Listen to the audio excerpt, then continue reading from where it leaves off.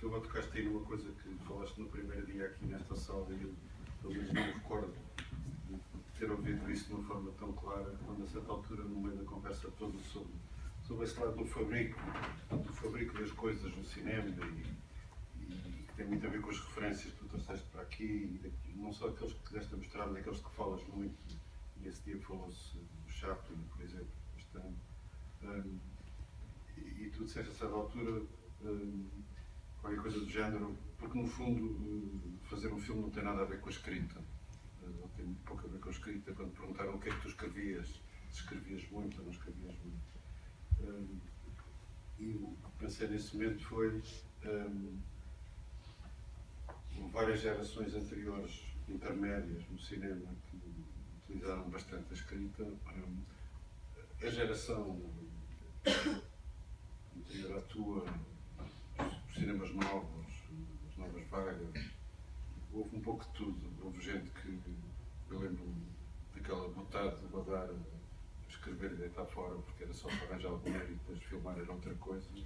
Mas também houve gente que gostou muito de escrever e que escrevia muito, e mesmo em Portugal, eu lembro, por exemplo, há pouco tempo, tivemos aqui uma evocação que a Margarida Gil fazia do trabalho do João César, em que falava de como ele gostava de escrever, aquela coisa dos cadernos e a coisa quase ritualizada da escrita à mão para preparar ideias e desenvolver ideias, etc. E tu de repente disseste, não, o cinema não tem a ver com isso, o cinema... E voltaste muito a essas coisas que no fundo são sempre coisas do cinema pré-clássico, do cinema do princípio, do cinema antes de ele se ter ocupado de outras coisas ou desviado para outros caminhos. Como se isso é evidente, acho eu, hoje, uma das poucas soluções que poderia haver hoje para encontrar um caminho para o cinema fosse precisamente retomar caminhos que vinham dessa altura e que se perderam, que é exatamente igual à maneira como o Griffith trabalhava no princípio, que era assim, não é? Portanto, há descrições absolutamente precisas disso, não é? Em que ele ia buscar os seus atores e começava a experimentar coisas e dizia-lhes, agora experimenta, faz isto e faz aquilo, e à medida que eles iam fazendo, ele ia inventando as cenas e estava ali dias e dias e dias, e como o Chaplin fazia também. E portanto, agora ocorre isso porque essa densidade poética que eu falava não é necessariamente o ato da escrita, e é outra coisa. E mais uma vez, este lado de experimentar, de fazer, de somar uma experiência a outra, e disso ir construindo qualquer coisa, é aquilo que possivelmente pode ser o território comum, não é? Também entre vocês.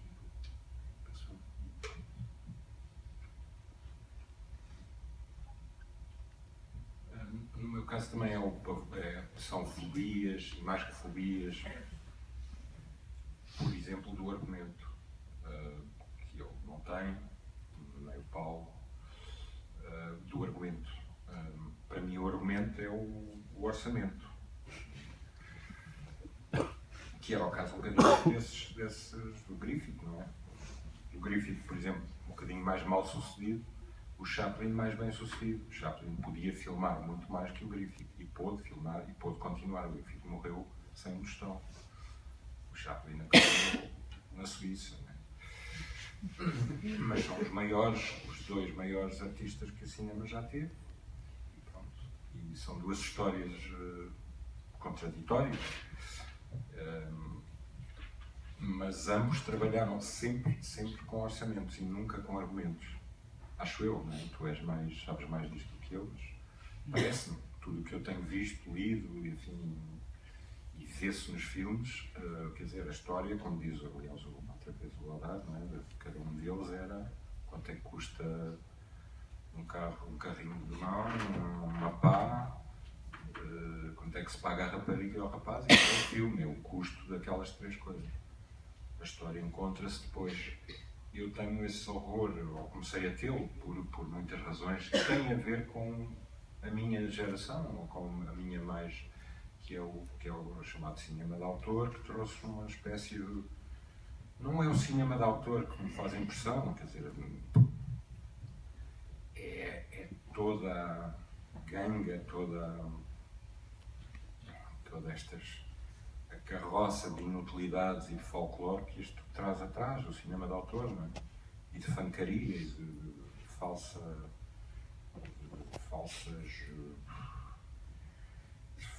ofícios, quer dizer, não reconheço, não sei o que é que quer dizer um argumentista. Hoje em dia não faço a mais pequena ideia, estou disposto a conversar com algum,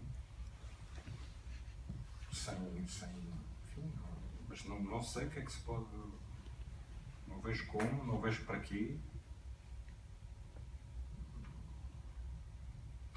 Ou seja, isto tira-me logo para uma coisa que é a utilidade, e eu continuo a achar que que o cinema ainda continua a ter algumas utilidades, como a escultura do Rui, ou eles não gostam de falar disso, eu às vezes gosto, porque eu ainda sinto que isso tem alguma utilidade e que não vem destas especializações,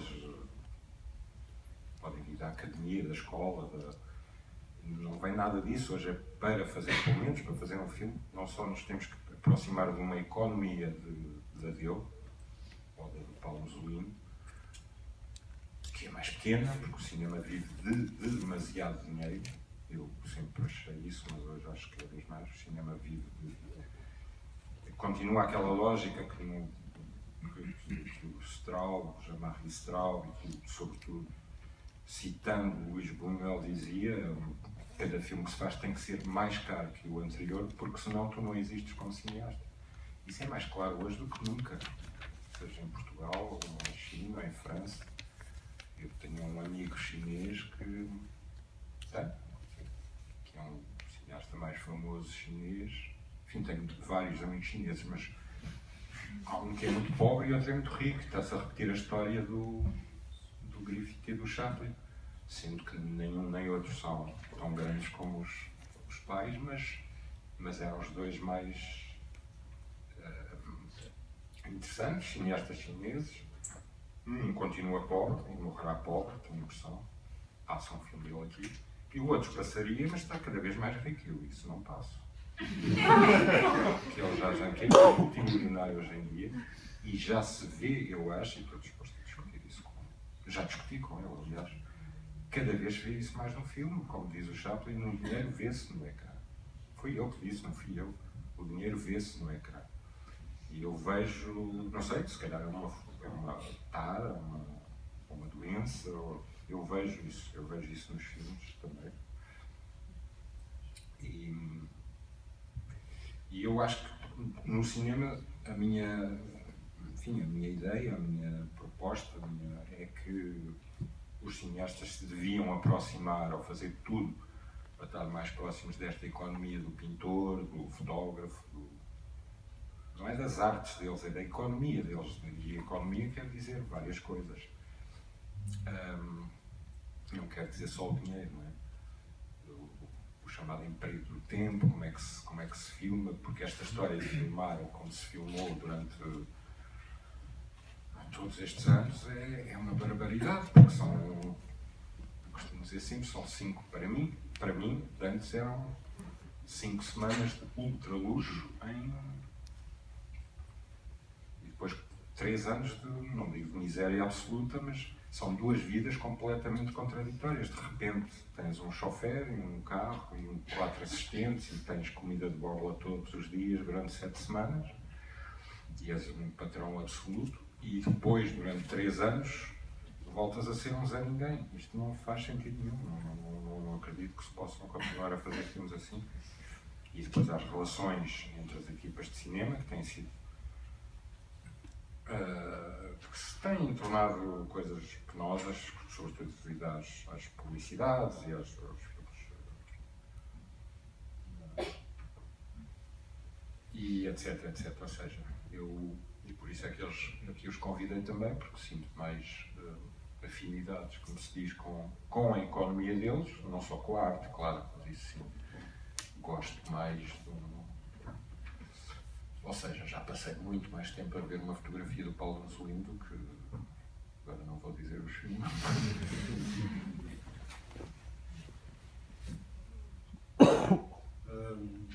Vamos passar para aí. Quem é que levanta a questão?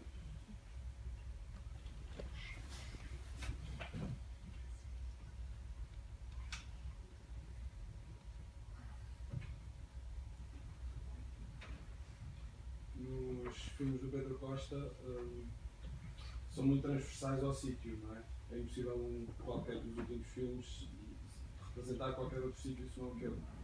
Gostava de saber, pelo Rui Chaves, se isso é possível na escultura. Ser assim tão evidente.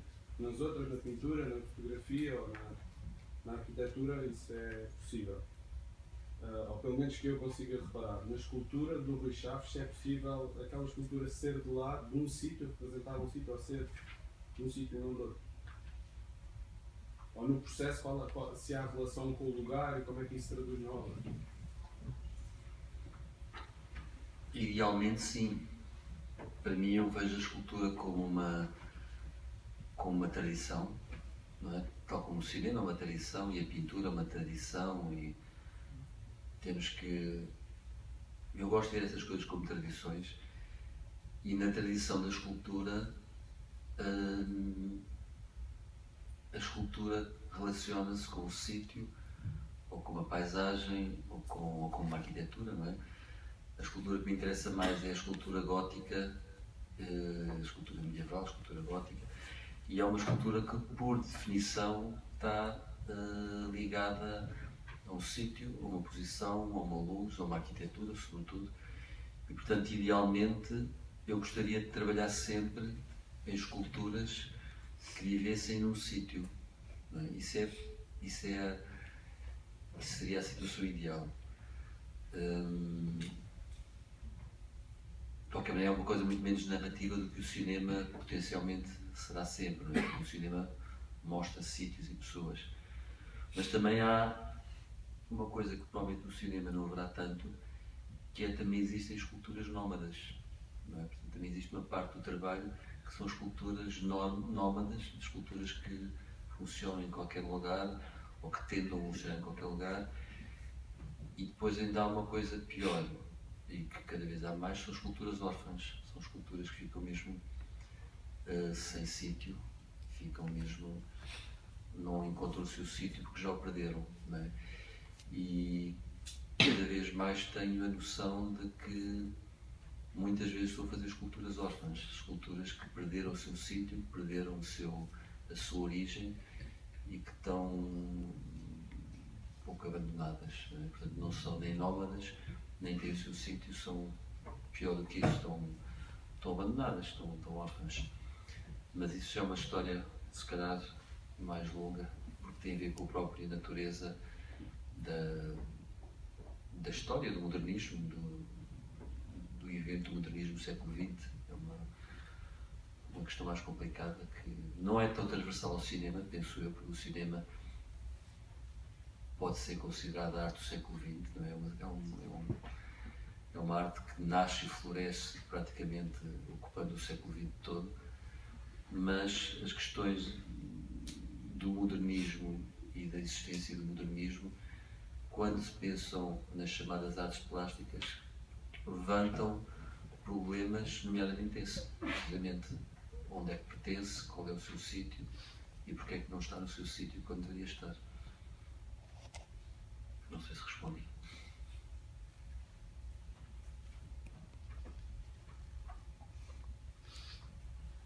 Eu gostava de fazer uma pergunta, não vou ter a resposta, mas vou fazer a pergunta. Nesta sala, eu não sei se estou a falar com pessoas muito relacionadas com o cinema, por exemplo, estudantes de cinema, ou mais pessoas de outros campos, ou... Pronto, eu confesso que gostava de ter um pouco... Não, mas... Já agora, quem é que é estudante de cinema, ou quem é que tem mais a ver com... Só dois. Só dois estudantes de cinema, né? Portanto, tudo o que temos a falar, sobre tudo aquilo que o Pedro teve a falar. E há estudantes de escultura também. São todos. Não, isto só para, não era nenhuma estatística, era só para ter um pouco a noção com quem é que estava a falar. Uma vez que vocês sabem com quem é que estou a falar. Porque eu acho que o que o Pedro falou terá um impacto muito maior, ou pelo menos de natureza diferente, se cair nos ouvidos de estudantes de cinema, do que se cair nos ouvidos, sei lá, de estudantes de escultura, ou de direito, ou de medicina, ou o que for. Portanto, isso queria só tentar aqui localizar a cena.